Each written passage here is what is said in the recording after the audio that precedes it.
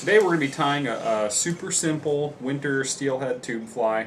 A lot of people get hung up on like the complexity of different patterns and everything like that. This is kind of one of those things. It doesn't have to be super complex to catch fish and still be a good looking fly. So I've got a small piece of tube here on my tube vise.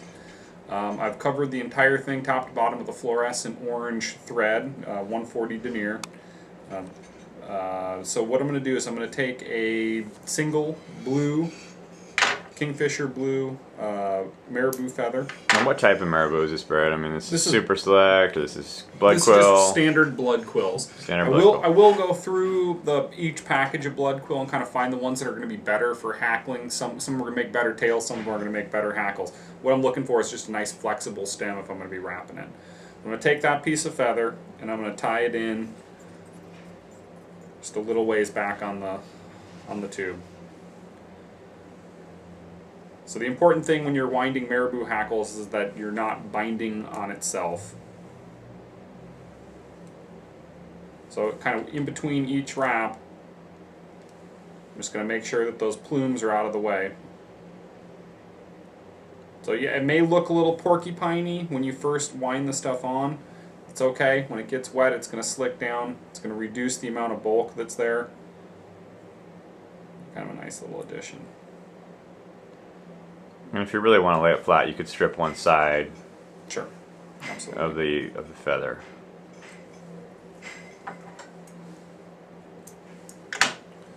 That's a single hackle, about 2 to 3 wraps. Next thing I'm going to do is I'm going to grab a black marabou blood quill. Same deal.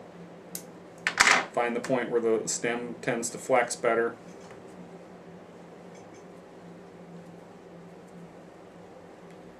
And tie that in right ahead of the blue.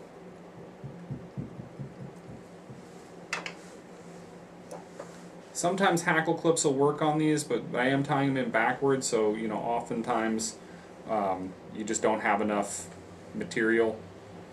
What do you mean by backwards? Tying it in from the back of the stem first as opposed to the tip, because I'm looking for the longer plumier stuff.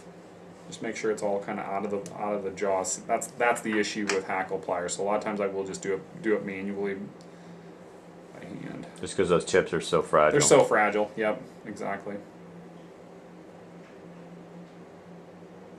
But it's probably more durable tying in by the butt. Absolutely. So again, just kind of massaging those plumes out of the way.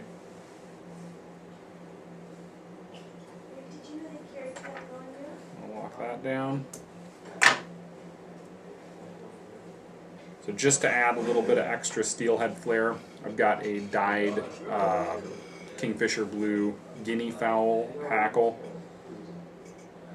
Add kind of the steelhead fanciness to it with this feather. So I've taken the fluff off, prepared the feather just by pulling that stuff kind of back and exposing the tip.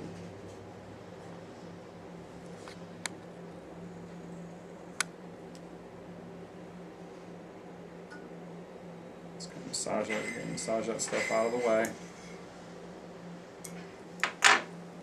Now this one with the guinea, you can use the clips. Nice big stem to work with.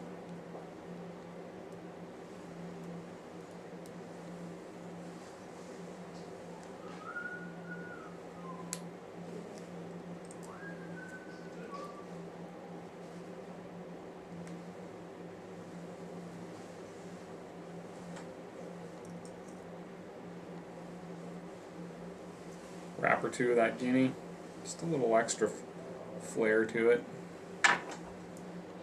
I'm a blue-black killer winter steelhead colors. And really summers too, but yeah, it seems like that, a lot of the real old school classics steelhead patterns are going to have that black and blue, the old blue moon. I've actually caught spring chinook on that same color pattern.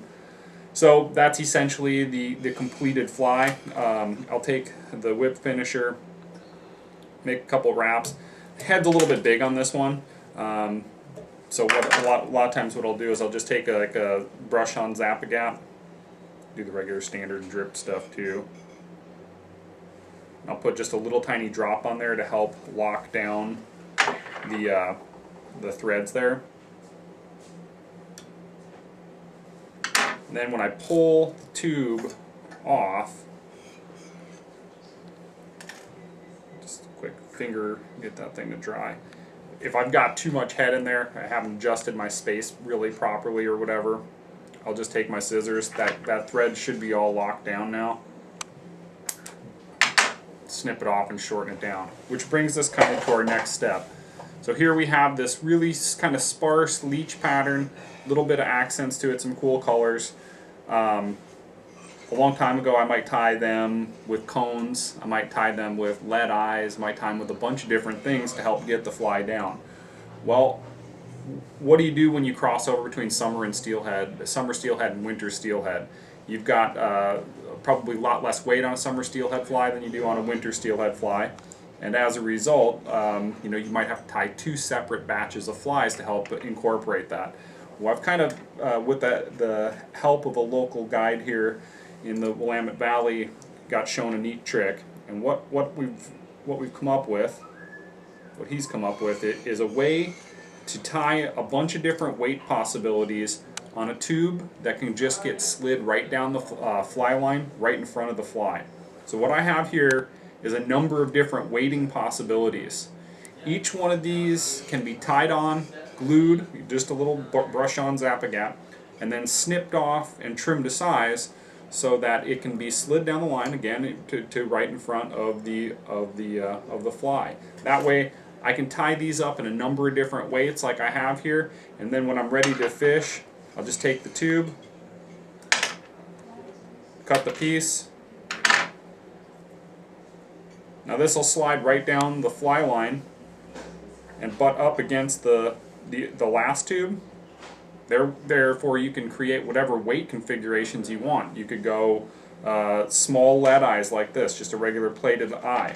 You could do just bead chain, brass eyes, monster cones, painted pupils, extra large eyes, and last but not least, a tungsten cone, which is really going to help get that thing down there. So a lot of different configurations that you can come up with.